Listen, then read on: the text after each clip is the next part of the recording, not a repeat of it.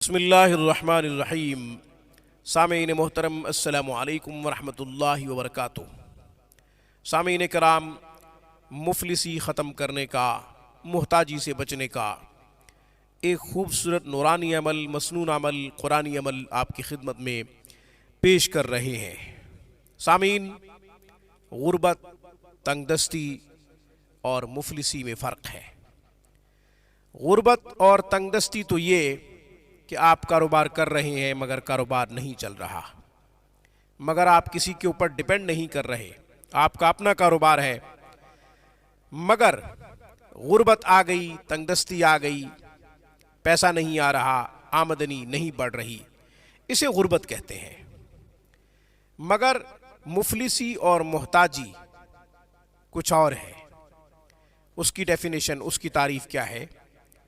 وہ یہ کہ جو شخص مفلس ہوتا ہے اس کا اپنا کچھ نہیں ہوتا، وہ محتاج ہوتا ہے، وہ کسی پہ ڈیپینڈ کر رہا ہوتا ہے، اس کا اپنا کوئی سکل نہیں ہوتا، اس کی اپنی کوئی صلاحیت نہیں ہوتی، اس کا اپنا کوئی ہنر نہیں ہوتا، وہ کسی پہ ڈیپینڈ کر رہا ہوتا ہے، وہ انتظار کرتا ہے کہ مجھے کھانے کو روٹی ملے گی اس کی طرف سے تو میں کھا لوں گا، مجھے پینے کو کچھ ملے گا، پہننے کو کچھ ملے گا تو میں پہن لوں گا۔ وہ کسی اور پہ ڈیپینڈ کر رہا ہوتا ہے۔ ایک تو یہ، دوسرا یہ کہ بیمار ہو جاتا ہے، مریض بن جاتا ہے، مرض کی حالت میں، بیماری کی حالت میں محتاج بن کر کسی اور کے سہارے ڈھونڈ رہا ہوتا ہے کہ مجھے کوئی کھلائے، مجھے کوئی پلائے، مجھے کوئی پہنائے، میری کوئی خدمت کرے۔ مفلسی یہ کہ بیماری کی حالت میں نہ تو پیسہ ہے ادویات کے لیے، کھانے کے لیے، پینے کے لیے، پہننے کے لیے، دوائیوں کے لیے، پیسہ بھی نہیں ہے اور سہارا بھی نہیں ہے، پیسہ نہیں ہے، سہارا بھی نہیں ہے، یہ ہے مفلسی، یہ ہے محتاجی، یہ ہے فقیری۔ اللہ جل شانہ سے دعا ہے اس طرح کی مفلسی سے، اس طرح کی محتاجی سے ہم سب کو محفوظ رکھے، کوئی دشمن بھی اس طرح کا محتاج نہ ہو، کوئی دشمن بھی اس طرح کا مفلس نہ ہو۔ مفلس کے پاس کچھ نہیں ہوتا، نہ تو اس کے پاس کوئی پیسہ ہوتا ہے، نہ اس کے پاس کوئی ہنر ہوتا ہے، نہ اس کے پاس کوئی صلاحیت ہوتی ہے، کوئی سکل ہوتا ہے، کوئی کام ہوتا ہے، اس کے پاس کچھ بھی نہیں ہوتا۔ ہم نے بہت سے لوگ دیکھے جو معذور ہیں، بیمار ہیں، مگر ان کے پاس کام ہے، مگر ان کے پاس صلاحیت ہے، ان کے پاس سکل ہے، ان کے پاس ہنر ہے۔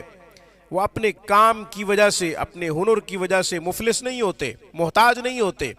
بیمار ہونے کے باوجود، معذور ہونے کے باوجود، ڈسیبل ہونے کے باوجود وہ کچھ کر رہے ہوتے ہیں، دنیا میں اپنی صلاحیتیں منوا رہے ہوتے ہیں، تو انہیں مفلس نہیں کہا جائے گا۔ تو سامعین کرام، آج ہم مفلسی کے خاتمے کے لیے ایک خوبصورت عمل پیش کر رہے ہیں۔ مفلسی کا خاتمہ اس عمل کی برکت سے ہوگا انشاءاللہ۔ رسول اللہ صلی اللہ علیہ وسلم کا ارشاد گرامی ہے، آپ فرماتے ہیں، جو شخص گھر سے نکلتے ہوئے آیت الکرسی پڑھے گا اس کے لیے 70,000 فرشتے دعائیں کرتے ہیں۔ 70,000 فرشتوں کو اس کے لیے دعاؤں پر معمور کر دیا جاتا ہے جب تک وہ گھر واپس نہیں آتا۔ جب دوبارہ وہ گھر میں آئے، داخل ہوتے وقت آیت الکرسی پڑھے، آیت الکرسی جو گھر میں داخل ہوتے وقت پڑھے گا وہ مفلسی سے محفوظ رہے گا، وہ محتاجی سے محفوظ رہے گا، وہ فقیری سے محفوظ رہے گا۔ اس لیے آیت الکرسی کو گھر سے نکلتے ہوئے بھی پڑھ لیا کریں، آیت الکرسی کو گھر میں داخل ہوتے وقت بھی پڑھ لیا کریں۔